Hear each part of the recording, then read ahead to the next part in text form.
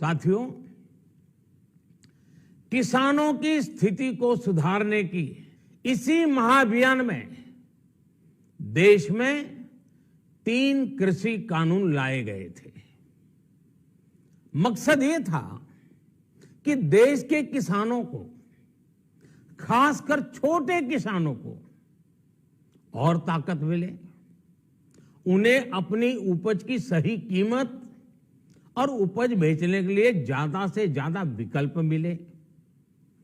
बरसों से ये मांग देश के किसान, देश के कृषि विशेषज्ञ, देश के कृषि अर्थशास्त्री, देश के किसान संगठन लगातार कर रहे थे।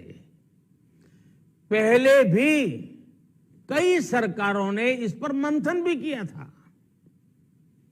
इस बार भी संसद में चर्चा हुई, मंथन हुआ और ये कानून लाए गए।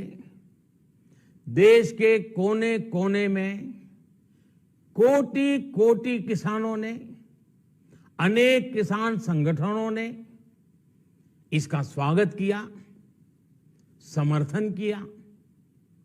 मैं आज उन सभी का बहुत बहुत आभारी हूं, धन्यवाद करना चाहता हूं। साथियों, हमारी सरकार किसानों के कल्याण के लिए, खासकर छोटे किसानों के कल्याण के लिए, देश के कृषि जगत के हित में, देश के हित में, गांव गरीब के उज्जवल भविष्य के लिए पूरी सत्यनिष्ठा से, किसानों के प्रति पूर्ण समर्पण भाव से, नेक नियत से ये कानून लेकर आई थी। लेकिन इतनी पवित्र बात, पूर्ण रूप से शुद्ध किसानों के हित की बात, हम अपने प्रयासों के बावजूद कुछ किसानों को समझा नहीं पाए। भले ही किसानों का एक वर्ग ही विरोध कर रहा था, लेकिन फिर भी ये हमारे लिए महत्वपूर्ण था। कृषि अर्थशास्त्रियों ने, वैज्ञानिकों ने, प्रगतिशील किसानों ने भी उन्हें कृषि कानूनों के महत्व को समझाने का भरपूर प्रयास भी किया। हम पूरी विनम्रता से, खुले मन से उन्हें समझाते रहे। अनेक माध्यमों से व्यक्तिगत और सामूहिक बातचीत भी लगातार होती रही। हमने किसानों की बातों को, उनके तर्क को समझने में भी कोई कोर कसर बाकी नहीं छोड़ी। कानून के जिन प्रावधानों पर उन्हें ऐतराज था, सरकार उन्हें बदलने के लिए भी तैयार हो गई। 2 साल तक हमने इन कानूनों को सस्पेंड करने का भी प्रस्ताव दिया। इसी दौरान ये विषय माननीय सर्वोच्च न्यायालय के पास भी चला गया। ये सारी बातें देश के सामने है, इसलिए मैं इनके अधिक विस्तार में नहीं जाऊंगा। साथियों, मैं आज देशवासियों से क्षमा मांगते हुए सच्चे मन से और पवित्र हृदय से कहना चाहता हूं कि शायद हमारी तपस्या में ही कोई कमी रही होगी, जिसके कारण दिए के प्रकाश जैसा सत्य कुछ किसान भाइयों को हम समझा नहीं पाए। आज गुरु नानक देव जी का पवित्र प्रकाश पर्व है। ये समय किसी को भी दोष देने का नहीं है।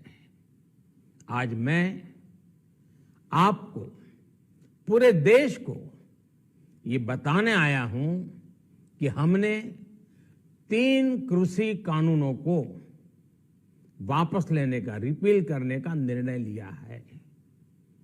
इस महीने के अंत में शुरू होने जा रहे संसद सत्र में, इसी महीने में, हम 3 कृषि कानूनों को रिपील करने की संवैधानिक प्रक्रिया को पूरा कर देंगे। साथियों, मैं आज अपने सभी आंदोलनरत किसान साथियों से आग्रह कर रहा हूं, आज गुरु पर्व का पवित्र दिन है। अब आप अपने अपने घर लौटे, अपने खेत में लौटे, अपने परिवार के बीच लौटे। आइए एक नई शुरुआत करते हैं, नए सिरे से आगे बढ़ते हैं। साथियों, आज ही सरकार ने कृषि क्षेत्र से जुड़ा एक और अहम फैसला लिया है।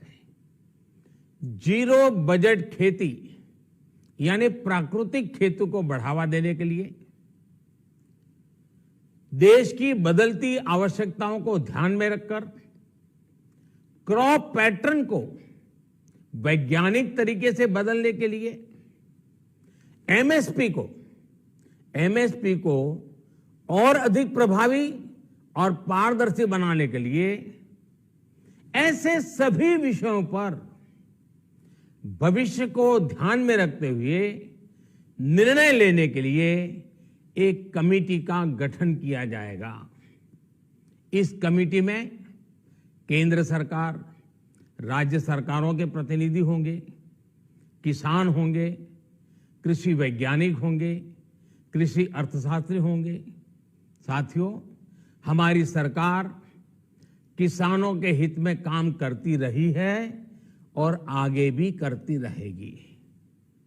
मैं गुरु गोविंद सिंह जी की भावना में अपनी बात समाप्त करूंगा। देहि शिवा वर मोहे इहे, शुभ कर्मन ते कबहू न टरो। हे देवी, मुझे ये वर दीजिए कि मैं शुभ कर्म करने से कभी पीछे ना हटूं। जो किया किसानों के लिए किया, जो कर रहा हूं देश के लिए कर रहा हूं। आप सभी के आशीर्वाद से मैंने मेहनत में पहले भी कोई कमी नहीं की थी। आज मैं आपको विश्वास दिलाता हूं कि अब और ज्यादा मेहनत करूंगा ताकि आपके सपने साकार हो सके, देश के सपने साकार हो सके। आपका बहुत बहुत धन्यवाद। नमस्कार।